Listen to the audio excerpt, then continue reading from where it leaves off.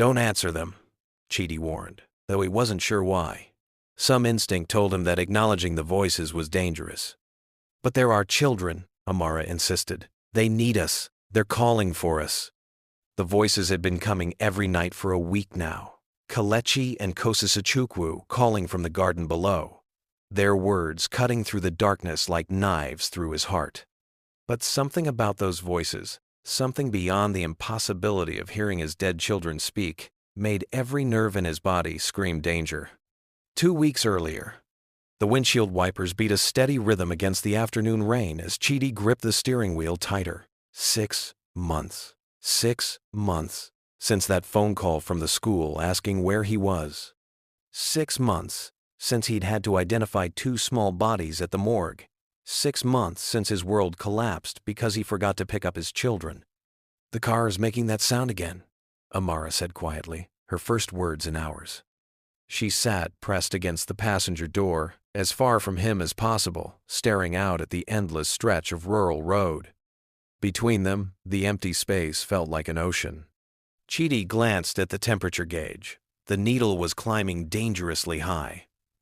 "We'll need to find somewhere to stop." Kelechi and Kosisochukwu's car seats still occupied the back seat, a silent accusation that neither of them could bear to remove. Amara had covered them with a wrapper months ago, but the outline of the seats was still visible, like small graves under a burial shroud. The engine gave a final, shuddering gasp as they coasted into a small village. A weathered sign read, "Welcome to Umuagwo, population 847. The main street was nothing more than red earth, lined with a few shops, a small church, and scattered compounds surrounded by palm trees. "There," Amara pointed to a mechanic's shed with a hand-painted sign. A middle-aged man in oil-stained overalls waved them over. As Chidi popped the hood, revealing billowing steam, a woman approached them. She was perhaps 50, with kind eyes and the sort of maternal presence that immediately put people at ease. She wore a bright Ankara wrapper and head wrap, and her smile was warm despite the strangers before her. "Nundo, sorry about your car," she said, genuine concern in her voice. "I'm Mama Ifeoma. I lead the women's group here in Umuagwo." Her eyes took in their expensive Lagos clothes, their hollow expressions, and lingered on the covered car seats in the back. "You're far from home." Chidi nodded, not trusting his voice. The woman's kindness was overwhelming after months of pitying stares and whispered conversations. "We're just traveling," Amara managed, looking for somewhere quiet. Mama Ifeoma's expression softened further. "Running from pain, eh? I understand. Sometimes the heart needs distance to heal." She paused, studying their faces. "Are you looking for somewhere to stay? To rest?" "Maybe," Chidi said. "We hadn't really planned." "I might know exactly what you need," Mama Ifeoma said, her eyes lighting up. "There's a beautiful house at the edge of town, very peaceful, very private. Perfect for a couple who needs time away from the world to mend their hearts." The house stood like something from a dream. 2 stories of cream-colored walls rose from a garden bursting with hibiscus and frangipani. Palm trees swayed gently around the property, and an old wooden swing hung from a massive mango tree in the front yard. It was isolated enough for privacy, but not so remote as to feel abandoned. "The owners live in America now," Mama Ifeoma explained as she led them up the front steps. "They just want good people taking care of it. The rent is very reasonable, 20,000 naira a month." Chidi and Amara exchanged glances. In Lagos, they'd paid 10 times that for half the space. The interior was even more impressive. Polished terrazzo floors, comfortable furniture, a kitchen with modern appliances. Everything was spotlessly clean, as if it had been waiting just for them. "The bedroom upstairs has a lovely view of the garden," Mama Ifeoma said, leading them up wooden stairs that didn't even creak. "Very peaceful. You'll sleep well here." The master bedroom was spacious, with windows that overlooked the garden and the swing set below. Sunlight streamed through white curtains, making everything glow softly. "We'll take it," Amara said suddenly. It was the first time she'd shown interest in anything since the accident. Chidi pulled out his wallet. First month in advance? That would be perfect. Mama Ifeoma smiled, accepting the money. I live just down the road. The compound with the blue gate. If you need anything at all, just come find me. She paused at the front door. This place has a way of helping people heal. I think you'll find the peace you're looking for here. As her car disappeared down the dusty road, Chidi and Amara stood in their new temporary home, feeling something they hadn't experienced in months: hope. Both voices now overlapping, his children calling for him just as they must have called when that car came speeding toward them, when they were alone and afraid because their father had forgotten to pick them up. Chidi squeezed his eyes shut. It's not real, he whispered. They're gone. They're gone. When he opened his eyes, the garden was silent again. But sleep didn't come for the rest of the night. You look terrible, Amara said over breakfast. Bad dreams? Chidi considered telling her about the voices, but she looked more rested than she had in months. The dark circles under her eyes were fading, and she'd actually smiled when she saw the flowers he'd picked for the kitchen table. Just adjusting to the new place, he lied. They settled into a routine quickly. Chidi would wake early and tend the garden, finding solace in the simple act of watering plants and pulling weeds. Amara spent hours on the swing, reading, or simply staring into the distance. For the first time since the accident, they were sleeping through the night. The first 3 days felt like a miracle. The silence of the village was a balm to their wounded souls. No car horns, no shouting neighbors, no constant reminders of their loss. Here, surrounded by palm trees and the gentle sounds of village life, they began to remember what peace felt like. On the second day, they took a walk through the village together, hand in hand for the first time since the funeral. Children played football in the dust, their laughter floating on the evening air, and instead of the usual stab of pain, Chidi and Amara found themselves smiling softly. It doesn't hurt as much here, Amara admitted quietly as they watched the children play. No, Chidi agreed. It doesn't. By the third evening, as they sat on their front steps sharing a bottle of palm wine from the local palm wine tapper, Amara said, Do you think we can really heal here? Chidi looked at his wife, really looked at her. The deep lines of grief around her eyes had begun to soften. She'd eaten full meals for 3 days straight. She'd even hummed while cooking earlier. I hope so. I want us to try. I've been thinking about what the counselor said. About forgiveness. The word hung in the air between them, but for once it didn't feel like a weapon. Chidi's hand found hers. I'm not ready yet, she said quickly, but maybe someday I can forgive you for not being there, and maybe you can forgive yourself. It was the closest they'd come to addressing the elephant in their marriage, his guilt, her resentment, the way blame had poisoned everything between them. That night they went to bed in the same room for the first time in months. Chidi lay awake listening to Amara's gentle breathing, thinking that perhaps they really could rebuild what they'd lost. Perhaps this place really could give them back their marriage, their future, their hope. He was still thinking these hopeful thoughts when, at 12:47 a.m. on their fourth night, he heard the first voice. Papa? Chidi's eyes snapped open. The voice was faint, seeming to come from the garden below. A child's voice, soft and questioning. Papa, where are you? Ice flooded Chidi's veins. The voice was unmistakable. It was Kelechi, his son, calling for him with the same tone he'd used when he was scared or lost. Chidi slipped out of bed carefully, not wanting to wake Amara. He crept to the window and peered down into the moonlit garden. Nothing. Just shadows dancing in the breeze, and the empty swing moving slightly back and forth. Papa, we can't find you. This time, it was Kosasochukwu's voice, his daughter, and it seemed to come from directly below their window. Chidi's hands shook as he gripped the windowsill. We're scared, Papa. It's dark here.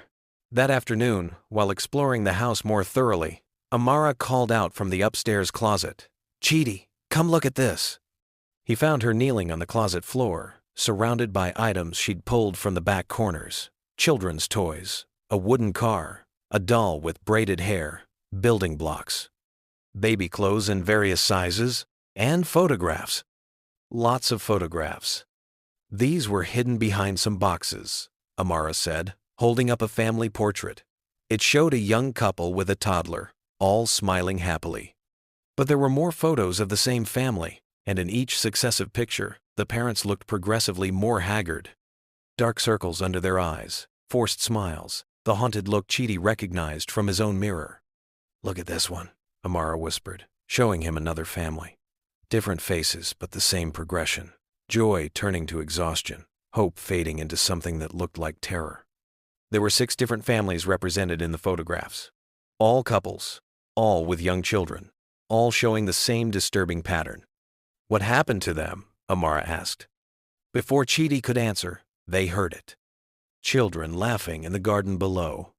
They rushed to the window. 2 small figures were playing on the swing set, a boy and a girl who looked exactly like Kelechi and Kosisachukwu.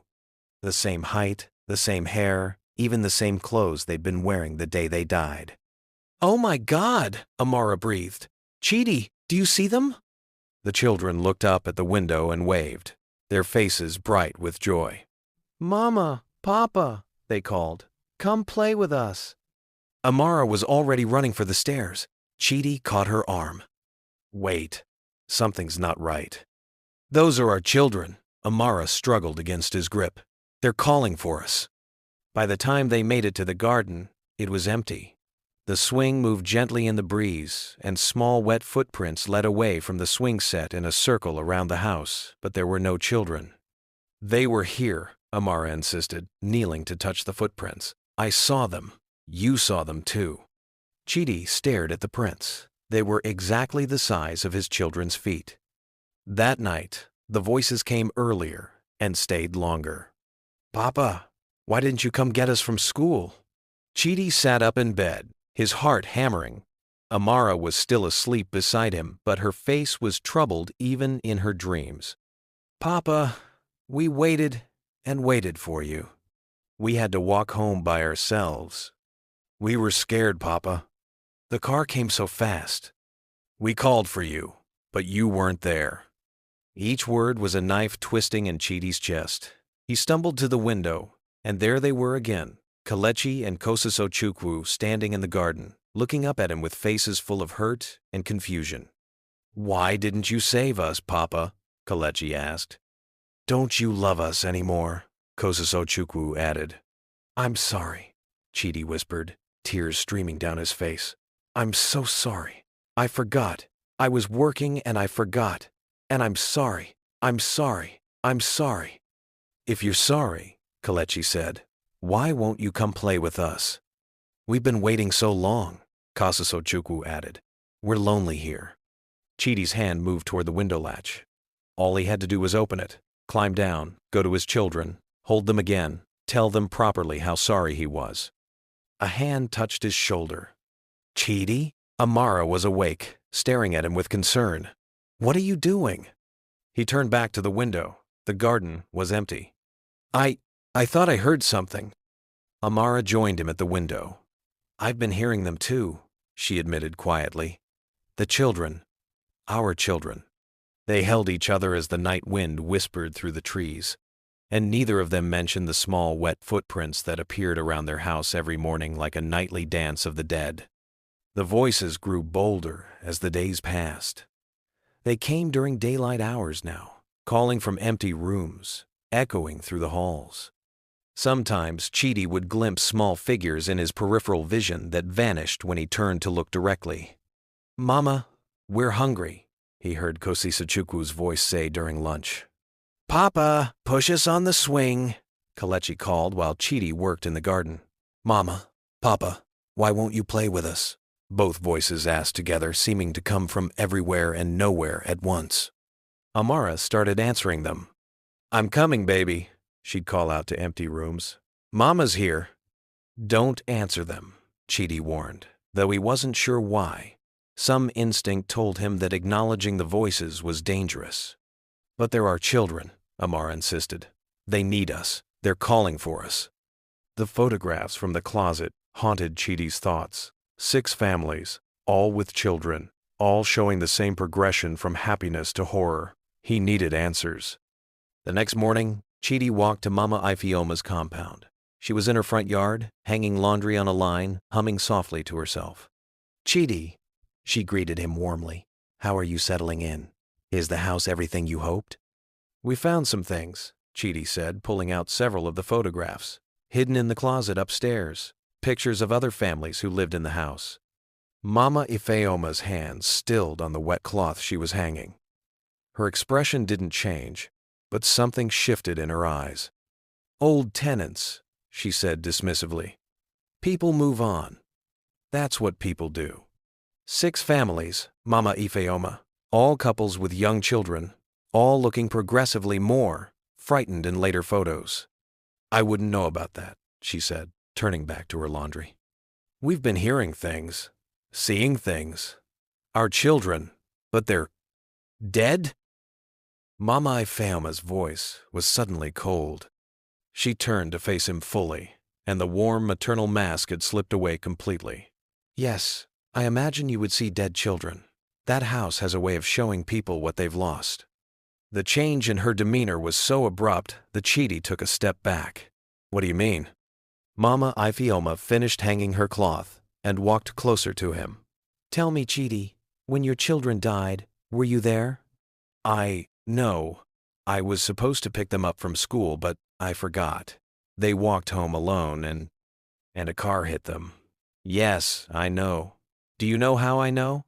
Chidi's mouth went dry. "Because that's exactly the kind of pain it feeds on. Parental guilt. The deeper the better. Fathers who failed to protect. Mothers who couldn't save them. The house calls to people like you." "What are you talking about?" Mama Ifeoma smiled, but it was nothing like the warm expression she'd worn when they first met. "Every village has something that feeds, Chidi, something old and hungry.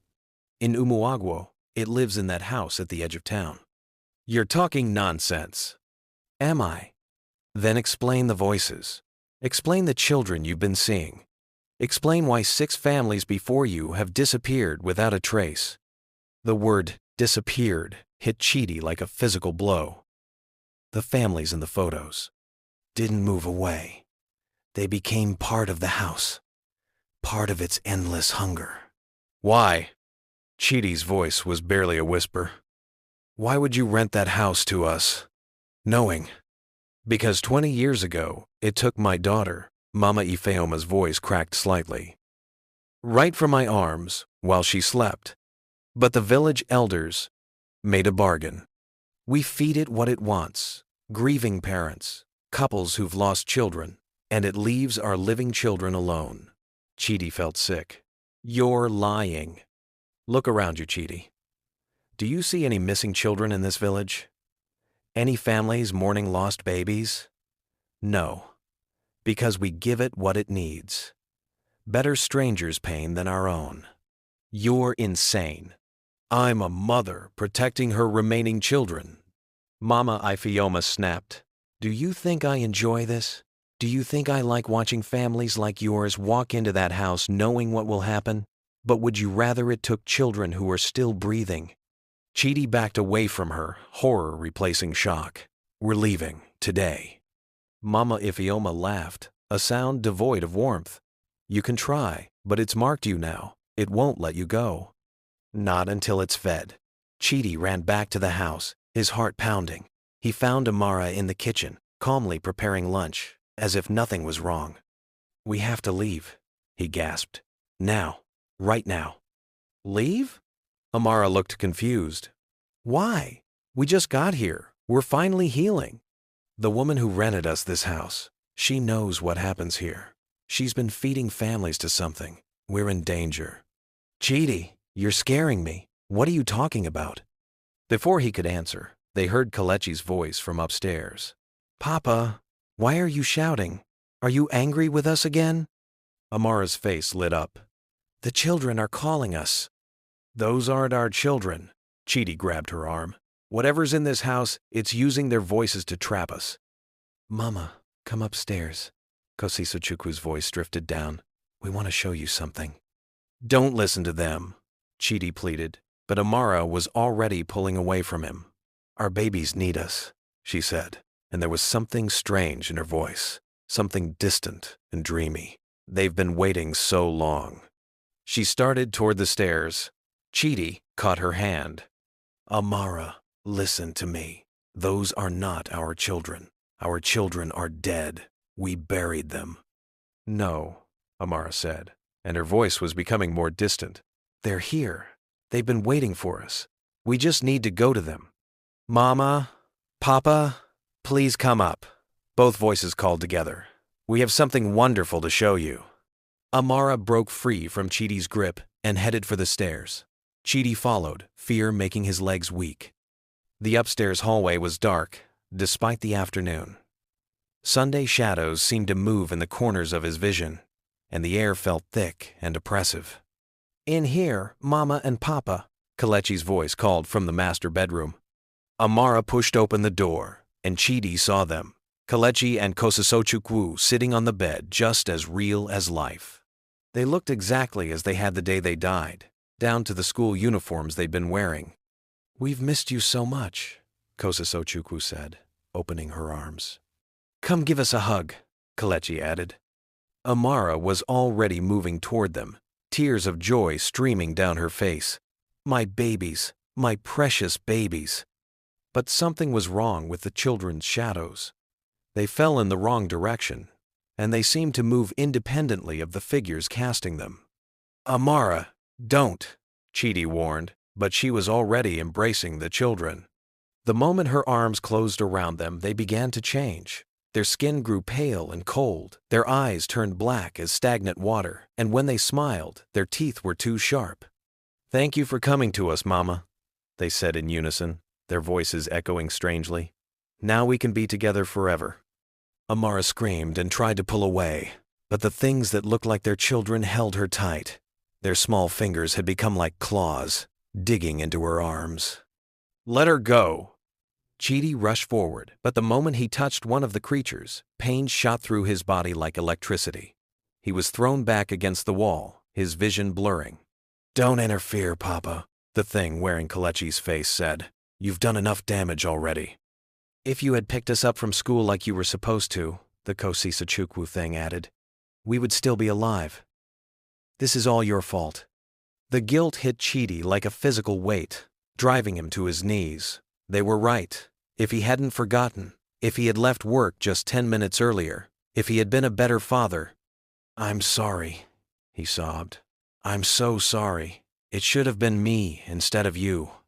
"Yes," both creatures said together. "It should have been." The room began to grow darker, shadows pooling in the corners and creeping across the walls. Amara's struggles were growing weaker, as the things that wore their children's faces drained something essential from her. "Join us willingly," they said, their voices becoming less and less like Kelechi and Kosasochukwu, and more like something ancient and hungry. "Your pain will end. Your guilt will end. You'll be with your children forever."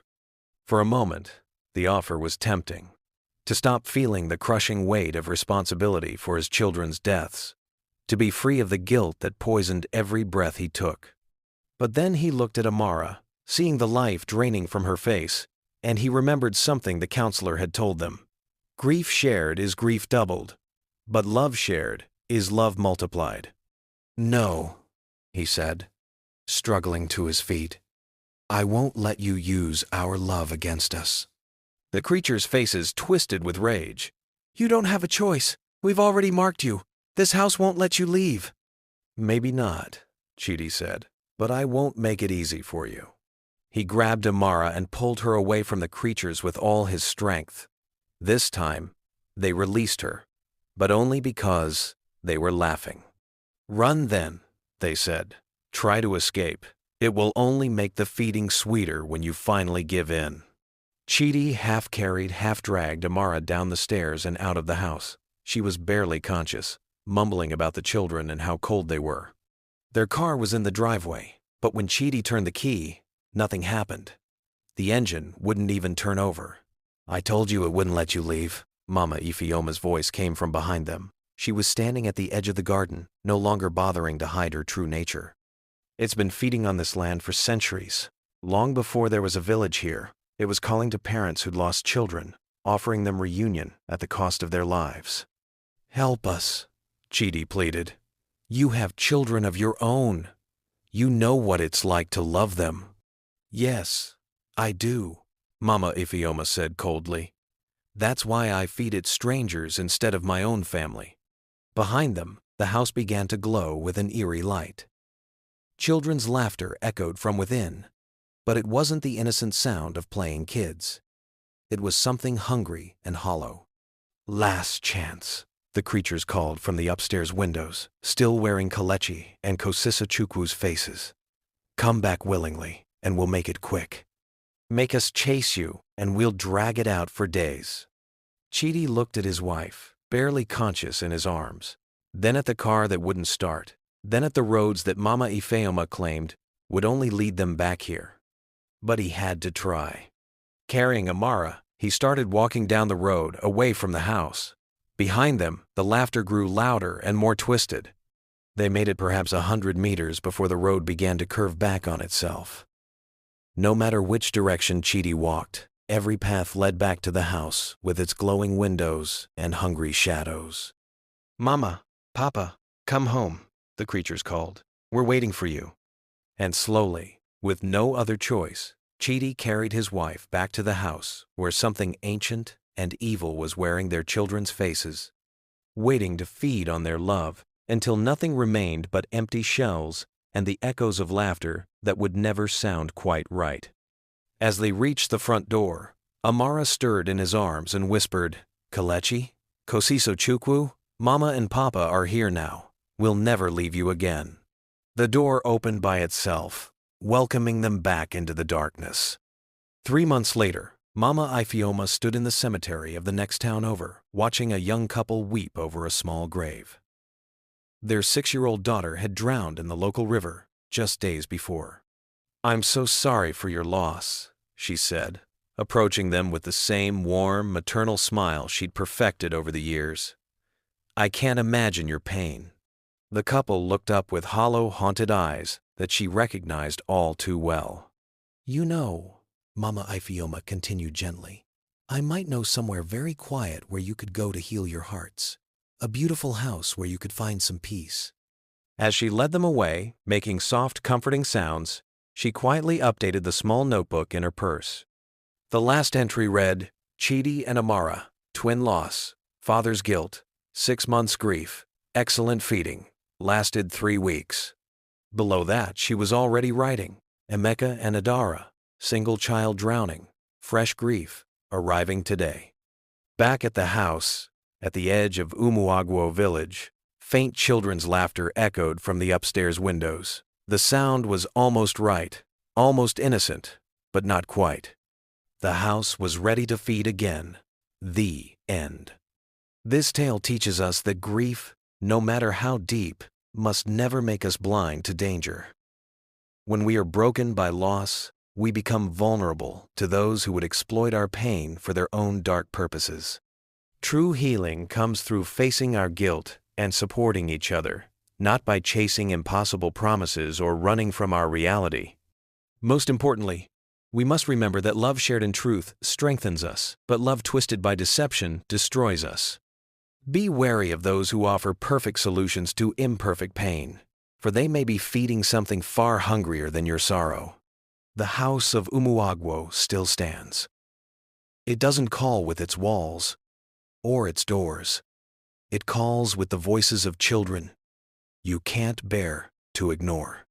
And if you ever hear laughter at night that doesn't belong, pray you never follow it, because once you step inside, you don't walk out, you only echo. This tale serves as a warning to guard your heart against those who would use your deepest love as a weapon. In our darkest moments, we must choose our refuge wisely, for while genuine healing takes time and courage, false promises of peace may cost us everything we have left. May you find true peace in places where light dwells, not shadows.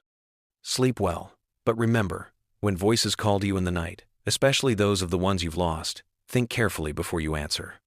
If this story chilled your spine, Don't just leave quietly into the dark. Subscribe now, because the next tale waiting for you might be closer than you think. To end a woe, the tale is told to